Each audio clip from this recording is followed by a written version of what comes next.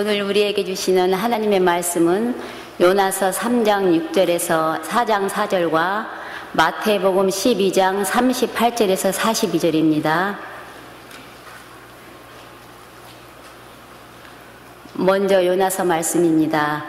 그 일이 느느웨 왕에게 들림에 왕이 보좌에서 일어나 양복을 벗고 굵은 베옷을 입고 제위에 앉은지라. 왕과 그의 대신들이 조서를 내려 느느웨에 선포하여 이르되 사람이나 짐승이나 소떼나 양떼나 아무것도 입에 대지 말지니 곧 먹지도 말 것이요 물도 마시지 말 것이면 사람이든지 짐승이든지 다 굵은 베옷을 입을 것이요 힘써 하나님께 부르짖을 것이면 각기 악한 길과 손으로 행한 강포에서 떠날 것이라. 하나님이 뜻을 돌이키시고 그 진노를 그치사 우리가 멸망하지 않게 하시리라. 그렇지 아니한 줄을 누가 알겠느냐 한지라. 하나님이 그들이 행한 것 곧 그 악한 길에서 돌이켜 떠난 것을 보시고 하나님이 뜻을 돌이키사 그들에게 내리리라고 말씀하신 재앙을 내리지 아니하시니라. 요나가 매우 싫어하고 성내며 여호와께 기도하여 이르되 여호와여 내가 고국에 있을 때 이러하겠다고 말씀하지 아니하였나이까. 그러므로 내가 빨리 다시스로 도망하였사오니 주께서는 은혜로우시면 자비로우시면 노하기를 더디하시면 이내가 그시사 뜻을 돌이켜 재앙을 내리지 아니하시나 하나님이신 줄을 내가 알았음이니이다. 여호와여 원하건대 이제 내 생명을 거두어 가소서. 사는 것보다 죽은 것이 내게 나음이니이다 하니 여호와께서 이르시되 내가 성내는 것이 옳으냐 하시니라. 이어서 마태복음 말씀입니다. 그때에 서기관과 바리새인 중 몇 사람이 말하되 선생님이여 우리에게 표적 보여주시기를 원하나이다. 예수께서 대답하여 이르시되 악하고 음란한 세대가 표적을 구하나 선지자 요나의 표적밖에는 보일 표적이 없느니라. 요나가 밤낮 사흘 동안 큰 물고기 뱃속에 있었던 것 같이 인자도 밤낮 사흘 동안 땅속에 있으리라. 심판 때에 니느웨 사람들이 일어나 이 세대 사람들을 정죄하리니 이는 그들이 요나의 전도를 듣고 회개하였음이거니와 요나보다 더 큰 이가 여기 있으면 심판 때에 남방 여왕이 일어나 이 세대 사람을 정죄하리니 이는 그가 솔로몬의 지혜로운 말을 들으려고 땅 끝에서 왔음이거니와 솔로몬보다 더 큰 이가 여기 있느니라. 이 말씀은 살아계신 하나님의 말씀입니다. 아멘. 오늘 읽은 말씀 중에 요나서의 말씀이 있습니다. 요나서를 기억하시는 많은 분들은 그저 이 고래 뱃속에 3일 동안 있었다 온 요나에 대해서만 기억하는 경우가 있습니다. 성경에는 고래라는 얘기 하나도 안 나와 있고요. 물고기, 큰 물고기 정도 이야기 나와 있습니다. 그리고 이 요나서의 핵심은 사람이 고래 뱃속에서도 3일을 살 수 있었다. 그게 교훈이 결코 아닙니다. 요나서의 핵심은 자신의 이스라엘을 억압하는 페르시아 지역의 수도되는 니느웨 사람들, 원수되는 사람들에게 복음을 전했고 이 원수되는 사람들과의 관계가 얼마나 힘든지 이스라엘에게 이스라엘의 선민의식, 배타적인 의식이 있단 말이죠. 이러한 의식에 도전하고 하나님의 은혜로 자신들을 되돌이켜보게 하는 것에 요나서의 핵심이 있다. 그렇게 볼 수가 있습니다. 요나는 이렇게 얘기하긴 굉장히 좀 극단적으로 얘기하는지 모르지만 사꾼 목자와 같았습니다. 사꾼이라고 할 때에 직업적으로 예언자의 사명을 감당하는 것이죠. 직업적으로 감당한다고 하였을 때에 모든 직업을 그렇게 하는 것도 결코 아니겠습니다만 자신이 전하고 있는 메시지를 자신이 믿지 못하는 요나의 모습을 보여주고 있습니다. 하나님의 명령을 따라서 결국에는 억지로 끌려 나와 회개하라고 얘기를 했습니다. 베옷을 입고 제 위에서 회개를 할 것을 사람들에게 명령하였습니다. 그러나 그 마음속에서는 이 원수와 같은 이 니느웨 백성들, 자기 민족을 억압하였던 우리로 치면 한국 사람들에게 일본의 도쿄에 가서 복음을 전하는 것과 마찬가지입니다. 그것도 한참 지난 후가 아니라 바로 그 일제 식민지 하에서 전하는 것과 같은 상황 속에 놓여진 것입니다. 그 사람들에게 하나님의 명령에 어쩔 수 없어서 말씀을 전하지만 속마음으로는 이들의 회개가 얼만큼 진정하겠는가, 그리하여 하나님께서 이들을 멸하시게 되기를 원하는 마음이 있었습니다. 그래서 자기가 맡은 바 사명을 다 끝내고 언덕 위에 올라가 그 니느웨가 어떻게 망하는지를 지켜보고자 하였습니다. 그런데 이 하나님께서는 그저 사랑밖에 모르셔서 이 니느웨 백성들의 회개를 들으시고 멸망시키지 아니하시는 그러한 하나님의 모습을 보고 요나가 화가 났던 것입니다. 4장 1절에 보게 되면 이런 말씀이 있습니다. 요나가 매우 싫어하고 하나님께 성을 냈습니다. 그러면서 여호와께 기도하여 이르되, 여호와여, 내가 고국에 있을 때 이러하겠다고 말씀하지 아니하였나이까? 우리 미국 사람들 특별히 하는 얘기죠. See, this is what I told you. 이런 얘기예요. 이거 보세요, 이거 보세요. 나 이럴 줄 알고 내가 이거 안 하려고 그랬던 거 아닙니까? 그런 얘기입니다. 그러므로 내가 빨리 다시스로 도망하였사오니 왜 그랬느냐? 주님의 속성은 은혜롭고 자비롭고 노하기를 더디하고 인애가 크시사 뜻을 돌이켜 재앙을 내리지 아니하시는 하나님인 줄을 내가 알았음이니이다. 하나님은 너무 물러요. 그 얘기예요 지금. 아니, 한번 마음을 먹었으면 끝까지 혼을 좀 내주시든가 재앙을 주시든가 하셔야지, 뜻을 돌이키사 재앙을 주지 않으실까봐 내가 그래서 하나님하고 같이 속된 말로 같이 장사 안 해먹으려고 그랬던 거예요. 그렇게 얘기를 하는 거예요. 하나님하고 하면 하나님은 이렇게 봐준단 말이에요. 얼마나 화가 났으면 이 요나는 얘기합니다. 여호와여, 이제 제가 원하건대 내 생명을 거두하시옵소서. 사는 것보다 내가 원수들이 멸망하지 않고 이렇게 잘 살게 되고 그거에 내가 일조했다는 것을 내가 믿을 수가 없습니다. 차라리 죽는 게 낫겠습니다. 이렇게 성을 내면서 덤비는 이 요나에게 하나님은 그래, 너 죽는 게 나아? 그럼 한번 죽어봐. 그렇게 하시질 않으시고 여호와께서 이르시되 한번 질문을 하세요. 이게 하나님의 매력입니다. 그 마음속에 하나님의 말씀을 똑 떨어뜨려 주십니다. 너희가 성내는 것이 옳으냐?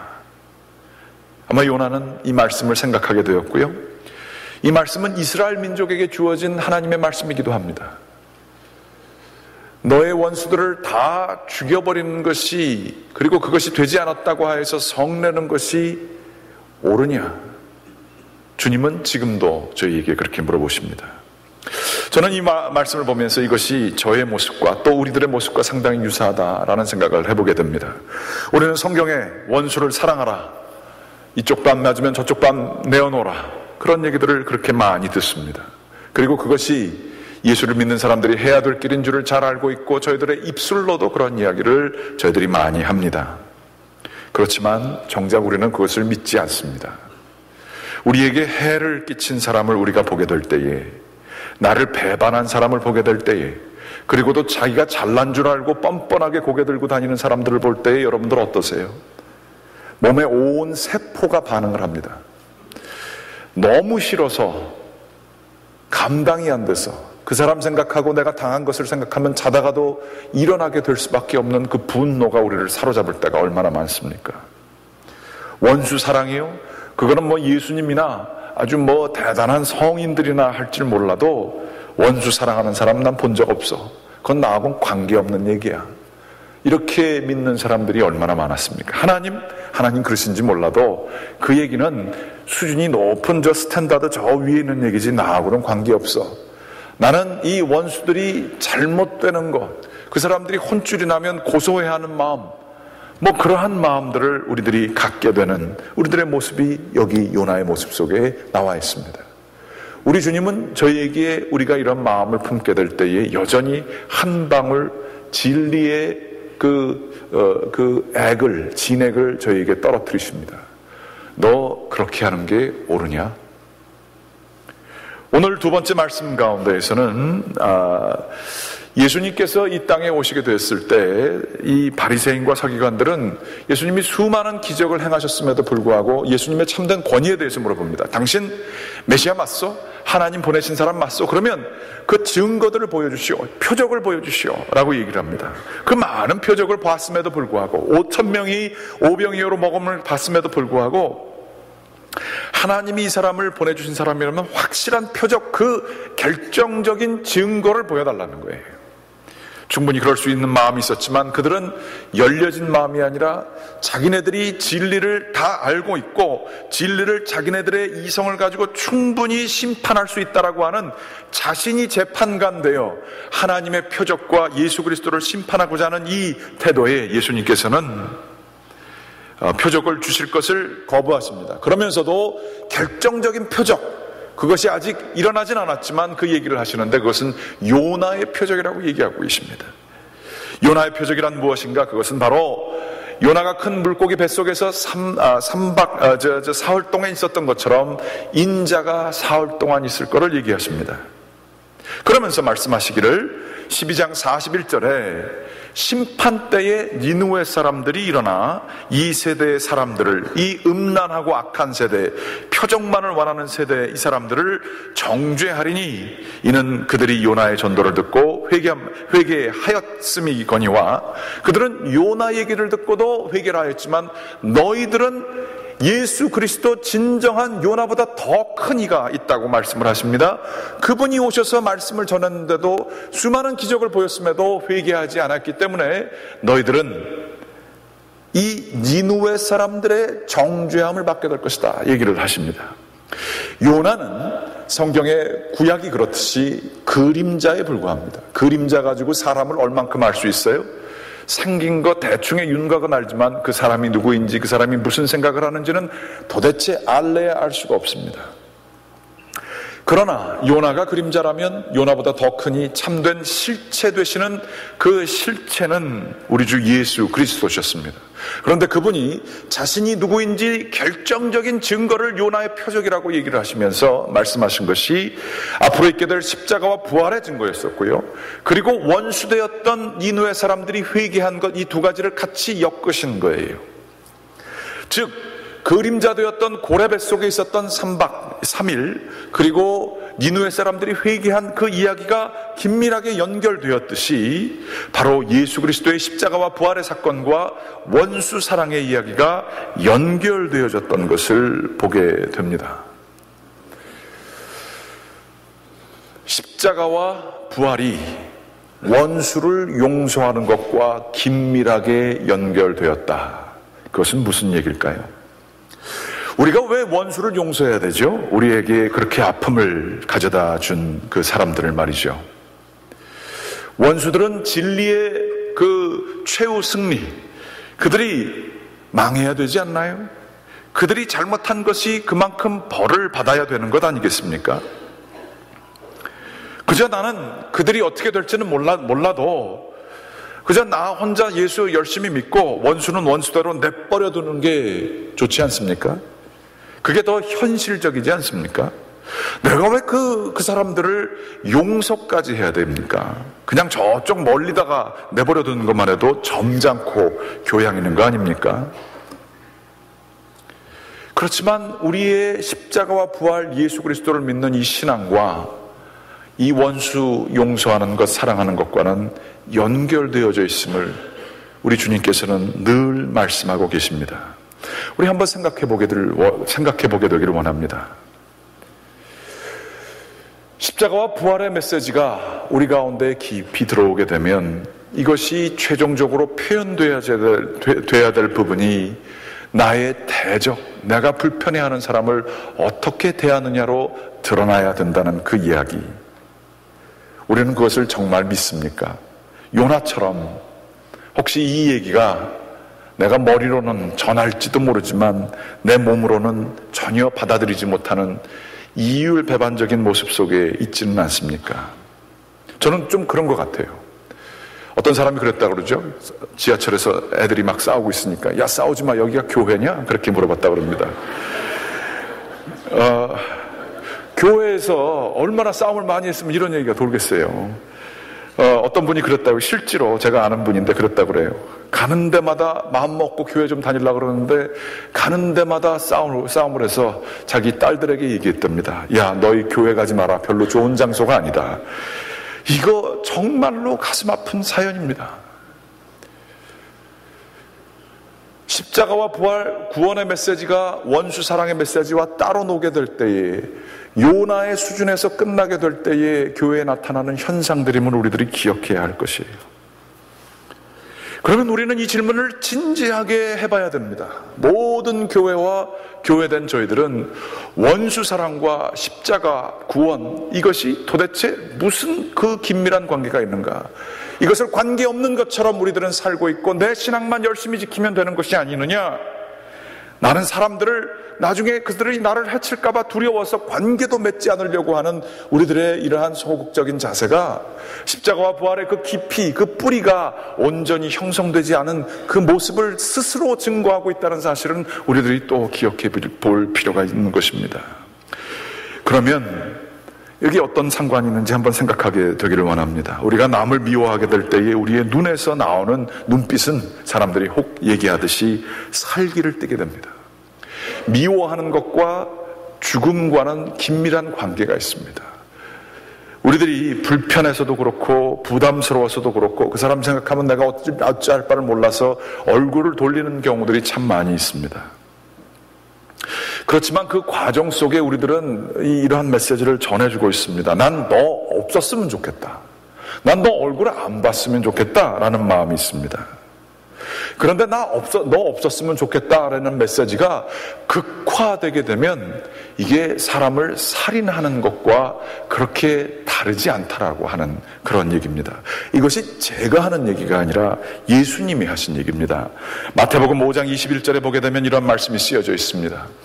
옛 사람에게 말한 바 살인하지 말라. 누구든지 살인하면 심판을 받게 되리라 하였다는 것을 너희가 들었으나 나는 너희에게 이르노니 형제에게 노하는 자마다 심판을 받게 되고 형제에 대하여 라카, 이거는 바보라고 하는 얘기입니다. 라카라고 하는 자는 공회에 잡혀가게 되고 미련한 놈이라 하는 자는 지옥불에 들어가게 되리라. 그러므로 예물을 제단에 드리려다가 거기서 내 형제에게 원망들을 만한 일이 있는 것이 생각나거든 예물을 제단 앞에 두고 먼저 가서 형제와 화목하고 그 후에 와서 예물을 드리라. 미워하는 것과 살인을 예수님은 긴밀하게 연결을 시키세요.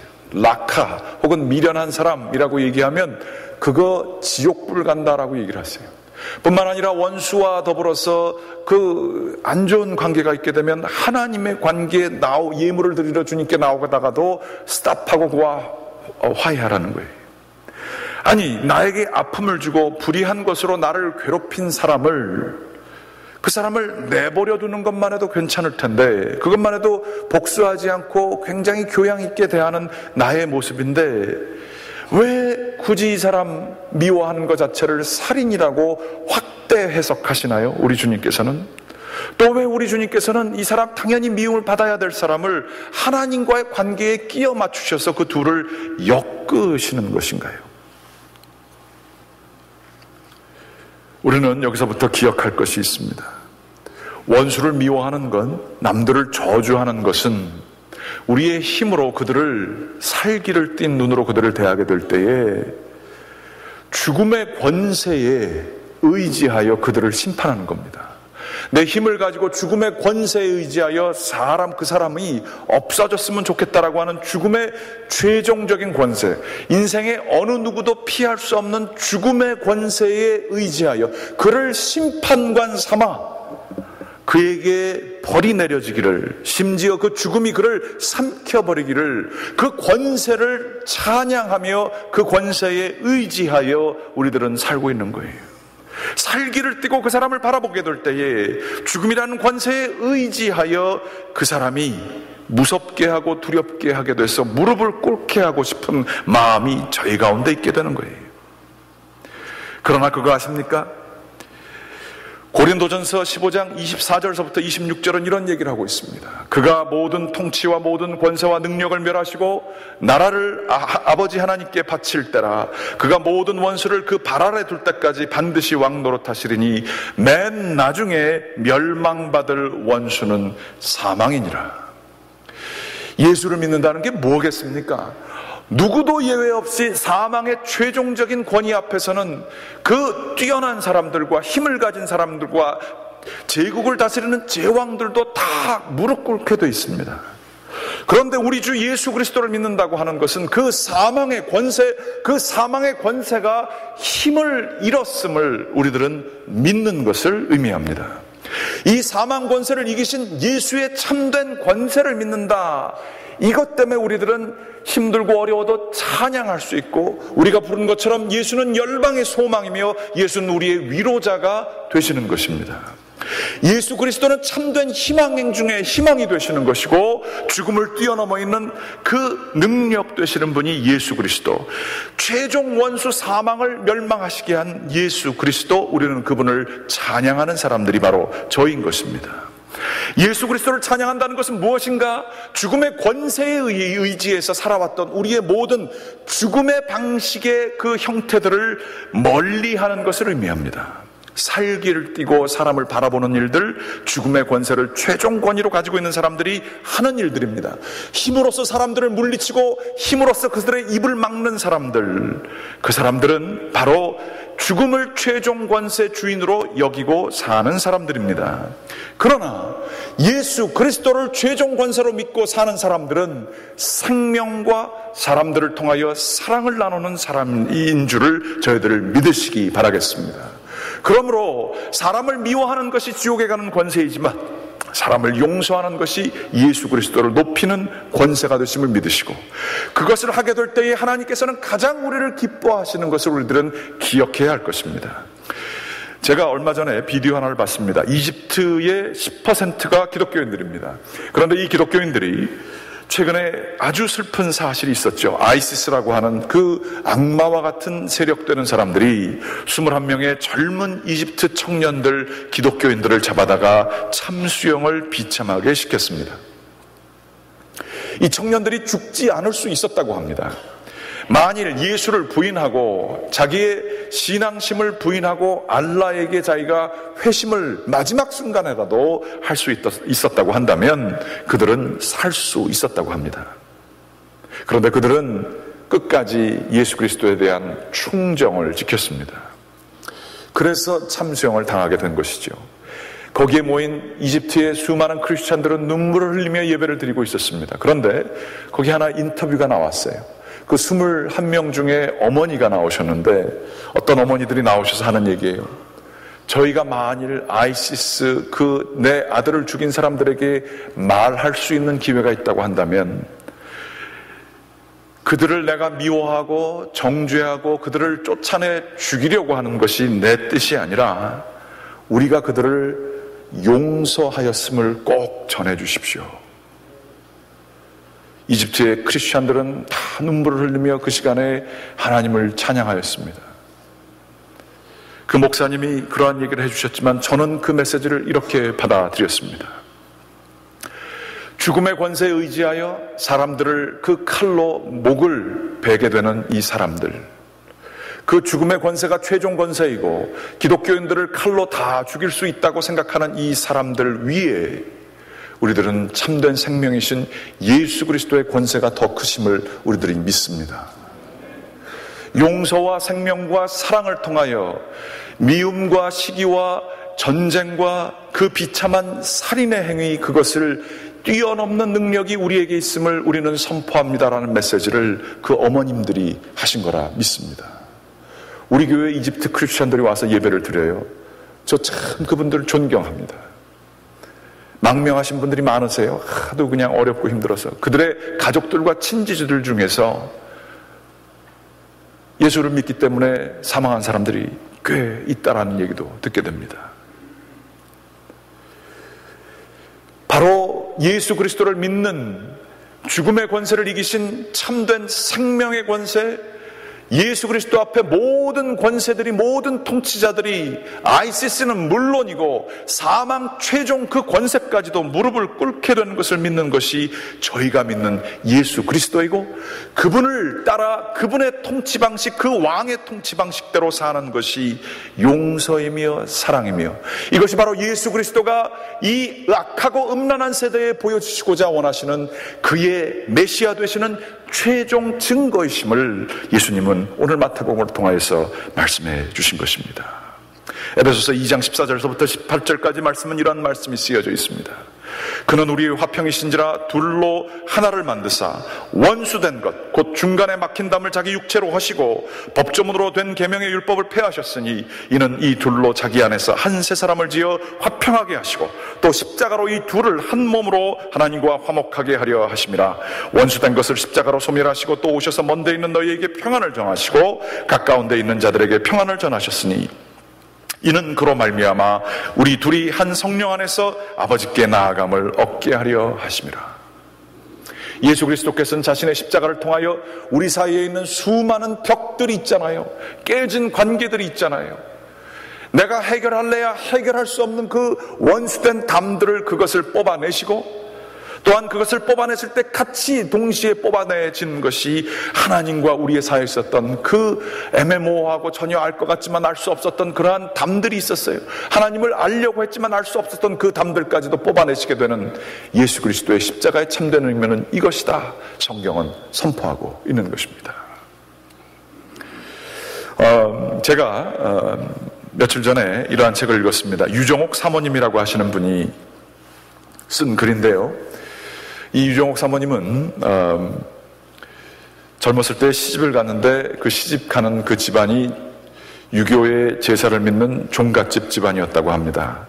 예수를 열심히 믿으셨던 그 친정 어머니께서 시집가는 이 딸을 불러놓고 종갓집에 시집간다는 것이 무슨 의미인지를 설명해 주셨습니다. 그리고 말씀하시기를 너는 이제 선교사처럼 그곳에 나아가는 것이다. 그리고 말씀하시기를 너는 꼭 기억할 것이 싸움을 이겨야 이기는 게 아니라 지는 것을 통해서 이기는 것을 믿고 그대로 순종하고 나아가라. 그렇게 말씀을 전해 주셨다고 합니다. 집안에 가서 열심히 종갓집을 섬기면서 살다가 남편이 굉장히 돈을 무역을 하면서 잘 벌었다 그럽니다. 하루에 뭐 한 30년 전 얘기인데 3천만 원 정도를 순수익을 얻을 수 있었다고 그럽니다. 돈이 너무 많아서 그냥 아주 행복한 그러한 삶을 살고 있었는데 갑자기 뭐가 꼬이기 시작하더니 다 망하게 됐답니다. 그래서 어쩔 줄 몰라서 엄마를 찾아가서 엄마 기도 좀 해주세요. 우리 가정 완전히 망하게 됐어요. 그리고 그 자신조차도 장출혈로 인해서 알지 못할 하혈을 계속하고 있었던 상황에 놓여져 있었습니다. 그랬더니 그 딸의 얘기를 듣던 엄마가 반응하신다는 반응이 할렐루야, 내가 이를 위해서 기도해왔다. 자기 엄마가 맞는지 다시 두 눈을 떠서 확인했다는 것입니다. 너희들이 건강도 있고 돈도 있고 다 있으면 어떻게 하나님을 믿겠니? 그러나 이렇게 망하게 됐을 때에 너희들이 하나님을 붙들 수 있는 기회가 오지 않겠니? 나는 이것이 하나님이 주신 너희 가정을 향한 기회라고 생각한다. 자기도 믿음이 그렇게 좋지는 않았지만 그 어머니의 말씀에 의지하여 기도를 했답니다. 우리 남편 망하는 김에 끝까지 망하게 도와주시옵소서. 그래서 정말 쫄딱 망했대요. 남편이 정말 갈 데가 없어서 그런데 이 와이프가 고집을 해서 돈을 주면서 남편에게 그 없는 돈 가운데에서도 이 돈 가지고 거기 기도원에 가서 열심히 기도 좀 하고 오십시오. 하나님이 계신데 내가 믿는 하나님을 좀 만나고 오시면 하나님이 길 열어주실지도 몰라요. 남편이 올라갔습니다. 기도원이 그렇게 은혜가 있는 곳이 아니라 수천 명이 모였는데 자리 싸움하느라고 사람들끼리 서로 싸우는 광경을 보고 이 지저분한 기독교인들, 그렇지만 어떤 할머니가 내가 아들하고 같이 예배드리는 게 소원이었는데 당신 좀 일로 좀 와보시오. 나하고 같이 좀 예배 좀 드려주시오. 그 할머니의 그 오라는 초청이 하도 진실해서 같이 예배를 드렸다고 합니다. 그러면서 하나님한테 이분이 화를 낸 거예요. 아유, 당신 있는지 없는지도 모르겠지만 아니 어떻게 나를 이렇게까지 고생을 시키게 하십니까? 화가 나서 하나님한테 손가락질을 하면서 기도를 했다는 겁니다. 기도인지 뭐 승을 낸 건지. 그런데 자기의 손가락을 끝에서 까만 점이 보이더래요. 그 점이 뭔가 이렇게 기도하면서 이렇게 보니까 점점 그것이 확대되더니 예수 그리스도께서 십자가에서 피를 흘리시는 모습이 보이더라는 거예요. 깜짝 놀라서 무릎을 꿇고 기도하다가 방언을 받게 되었다는 거예요. 그러면서 놀랍게 하나님의 성령을 체험하고 잠을 자지 않고 기도를 하게 되는 놀라운 성령 체험을 그분이 하게 되었다는 그러한 이야기입니다. 그러고 나서 이분이 나중에 목회자가 되기 위해서 40일 금식을 하러 들어가셨대요. 이 아내는 굉장히 신이 났지만 또 그 아내가 그 유정옥 사모님이 그 신우이가 있었는데 열심히 예수를 전도해서 예수를 열심히 잘 믿게 됐대요. 40일 금식하러 간 지 한 38일 정도 되는 날에 그 부모님이 이 며느리에게 화를 크게 내시더래요. 내 아들을 그 기도원이라는 게 뭔지도 모르시고 금식한다는 건 전혀 그 꿈도 못 꾸시는데 어디다가 보내가지고 내 아들을 어디 감옥 같은데 이상한 이단 종교에 빠지게 한 내 아들의 혼을 뺏어간 이 며느리야, 이러고 혼을 내시더래요. 근데 그것만이 아니라 지난 38일 동안 고생을 당한 게 그것만이 아니라 신우이가 예수를 믿는데 마지막에 최종 어떤 회사의 최종 면접 시험이 마칠 하필이면 주일날이 있었다는 거예요. 그런데 이 신우이가 예수를 열심히 믿는다고 그 면접 심사 시험을 안 가고 교회를 가버린 겁니다. 그 사실을 발견한 이 시어머님이 내 아들의 혼도 빼먹는 것도 모자라서 내 딸의 혼도 빼먹는 이 혼 빼먹는 이 귀신 같은 년아, 그러면서 그 신우이하고 이 둘을 내보냈다는 거예요. 그 둘을 쫓았는데 이 사람들이 손에 가지고 있는 것은 딱 10만 원. 어떤 복덕방을 갔답니다. 자기 어머님 집에 가려니까 그 집도 어머님도 돈이 없으셔서 남의 집에 신세를 지고 있었고 갈 데가 없어서 복덕방에 가서 우리들이 남편이 이제 40일 끝나면 돌아오는데 조그만 방이라도 있으면 좋겠습니다. 전셋값 하려면 한 1,000만 원 들어요. 저희가 가진 건 10만 원밖에 없습니다. 당신 미쳤군. 그러고선 가더래요. 그래서 어쩔 수 없어서 다른 곳을 찾아가려고 그러는데 그 복덕방 아저씨가 딱 등을 돌리더니 근데 말이요, 내가 아는 집 중에 귀신 들렸다고 하는 어떤 집이 있는데 그거 버려진 지 벌써 오랜 시간 됐어. 그런데 거기 있는데 거기 들어가실 거면 10만 원 나한테 주시오. 그래서 거기로 인도를 했답니다. 자기 어머니와 신우이와 자기가 며칠 동안 수고해서 40일에 한 남편을 맞이하고 그 집을 잘 수리해가지고 그렇게 지내고 있는 때에 새벽이 되면 그 복덕방 주인이 와가지고 자꾸 자기 집을 쳐다보더라는 거예요. 귀신이 안 잡아갔네 그러면서 보더라는 거예요. 그렇게 된 지 1년이 지났답니다. 1년 동안 그 집을 아주 깨끗하게 다 고치고 잘 살고 있는 것을 보자 복덕방 주인이 이 사람들에게 이 버려졌던 땅, 이 땅을, 이 집을 완전히 새 집으로 고쳐주셔서 감사합니다. 이 집을 내가 이제 팔아가지고 돈을 더 남기려고 하는데 1,000만 원을 내가 드릴 테니까 이거를 전세금으로 해서 다른 집으로 가십시오. 그래서 그 공짜로 1년 동안 집도 살고 1,000만 원 받아가지고 새 집을 받아가지고 복덕방 주인에게 고맙다 그러서 이렇게 나가서 그 집에 들어가려고 하는 찰나에 그동안 연락을 하시지 않으셨던 시부모님이 오셔서 상황을 다 들으시더니 이런 말씀을 하셨답니다. 내 아들의 혼도 뺏어가고 내 딸의 신우이의 혼도 뺏어가더니 이제 너희들이 귀신의 혼도 뺏어가 버렸구나. 그렇게 얘기를 하시더래요. 그러면서 이 목사님이 된 자기 아들과 이 사모가 된 이 며느리 그리고 신우이, 이 사람들의 신앙의 역사를 보게 되더니 이분들이 마음이 조금 변하기 시작하시더니 그 시어머님은 나중에 어느 교회에 기도하는 권사님이 되셨고 아버님도 교회에 나가기 시작하셨고 전체 그 집안의 종갓집에 40명이 예수를 믿게 되는 역사가 있게 되었다는 말씀입니다. 그 책에 보면 이거 위에도 수많은 얘기들이 있어요.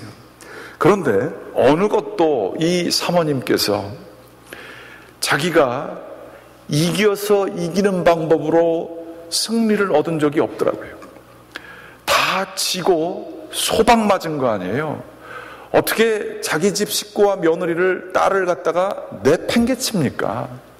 평생의 상처가 남아도 상처가 남는 고부간의 갈등의 요소 아닙니까? 정말로 힘들 때에 도와주지는 못할 망정 어떻게 쫓아냅니까? 그런데 이 문제를 전혀 아무렇지도 않게 인내하면서 겪었던 이 가정이 그 집안을 영혼을 구하게 되는 놀라운 역사가 일어나게 된 것입니다. 그거 아십니까? 원수를 사랑하려면요, 믿음이 아주 좋아야 됩니다. 내가 당하고 이 사람들한테 이렇게 늘 당하는 게 힘들어서 내 힘을 보여주는 이유가 뭐죠? 그 사람이 나를 더 어떻게 하지 못하게 한 번은 싸워줘야 그 사람이 우리를 무시하지 못하잖아요.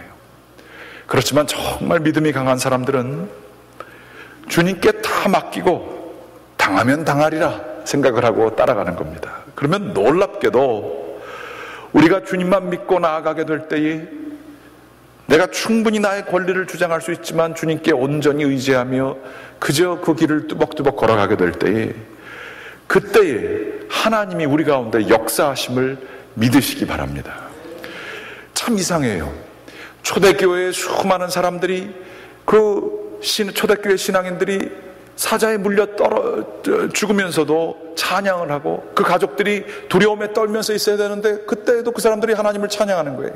저 사람들이 미쳤구나라는 생각을 하지만 그 사람들 마음속에는 하나님이 집어주시는 마음이 있습니다. 네가 지금 하고 있는 게 옳으냐? 그 마음을 요나에게 줬던 마음을 우리들의 원수에게 우리가 그저 묵묵히 당할 때에 집어넣어 주시는 거예요. 저 사람들이 찬양을 할 때 아이고 저거 완전히 미쳤군, 저거 아무것도 아니군, 그런 생각 뒤에 하나님이 너가 하고 있는 것이 옳으냐라고 하는 생각을 꼭 집어넣으신단 말이에요.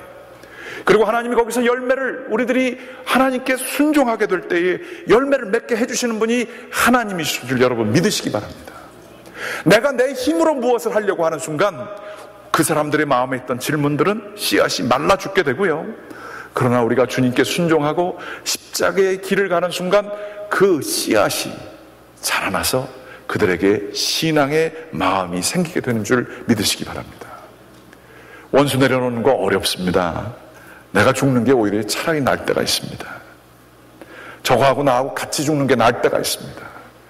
그러나 우리 죽음을 이기신 예수 그리스도를 믿게 될 때에 하나님이 성령 충만하게 되시면 놀랍게 하나님은 지는 것을 통하여 이기게 하시는 놀라운 은혜가 있으심을 믿고 나아가는 저와 여러분들 되시기를 주님의 이름으로 간절히 축원합니다. 기도하시겠습니다. 사랑이 많으신 아버지 하나님 감사드립니다. 주님, 저희들에게 세상에 죽음의 권세가 다스리는 이 방법을 따라 살지 않을 수 있는 원수를 내려놓는 길을 보여주시니 감사합니다. 세상 사람들이 이해할래야 이해할 수 없는 이 놀라운 길을 저에게 보여주시고 그 길을 걷도록 우리를 인도해 주신 것을 감사를 드립니다. 주님, 저희들 주님 앞에 늘 기도하게 하시고 성령 충만하여 우리 주 예수 그리스도의 십자가의 길을 걷는 저희들 한 영혼 되도록 인도하여 주시옵소서. 예수 그리스도의 이름으로 기도드렸습니다. 다 같이 일어나서 찬송